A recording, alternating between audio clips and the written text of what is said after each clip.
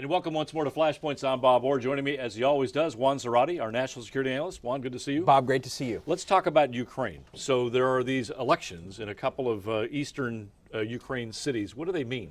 Well, what you see is something that paralleled what happened in Crimea, which was the local population taking upon themselves to have a referendum to talk about autonomy, or to see if the population wanted autonomy. Obviously, in these two towns, Donetsk and Luhansk, they've had this referendum Sunday and overwhelmingly voted to have greater autonomy for their governance. Now, initially it wasn't clear what that meant, but now it looks like it's starting to veer toward the Crimean model, which is autonomy that is tied to Russia, and perhaps even request that they become a part of the Russian Republic. And so this is a really interesting moment, because in Moscow's lap sits the question, how do you treat this referendum?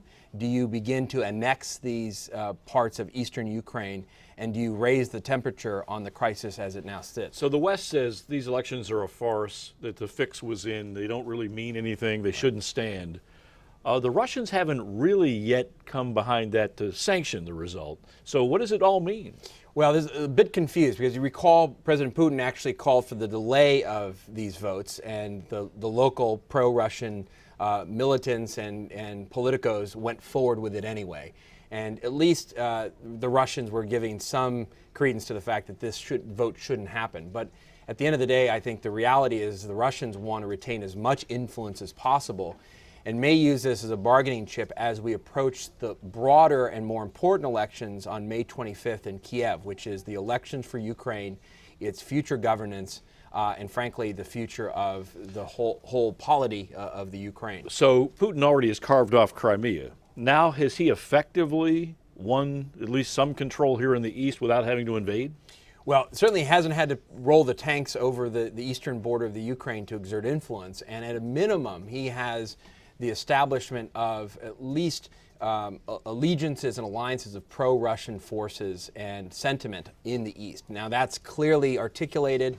It's demarcated not just by the government buildings held by the Russian militants, or the pro-Russian militants, but also now this vote. And so there's a political dimension to this now that gives Moscow a bit of another pond to play with in this ongoing saga.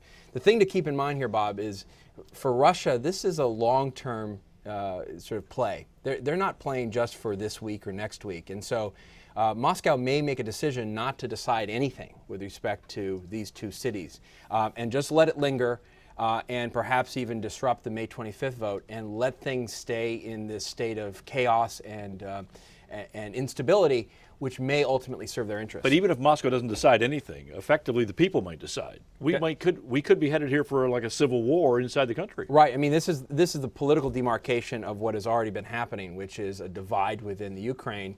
And this is really what the Europeans and the Americans have been worried about. Does this devolve even further into not just chaos, but actual civil war and a further split of the Ukrainian state? And with the May 25th elections right on the horizon, the stability of the Ukraine is really being tested here, and these votes in the East are now front and center in that debate. Obviously a subject we will come back to many times. We're going to have to watch it. Okay, Juan, thanks very much. Thank you, Bob. And thanks to you for watching Flashpoints. I'm Bob Orr. We'll see you next time.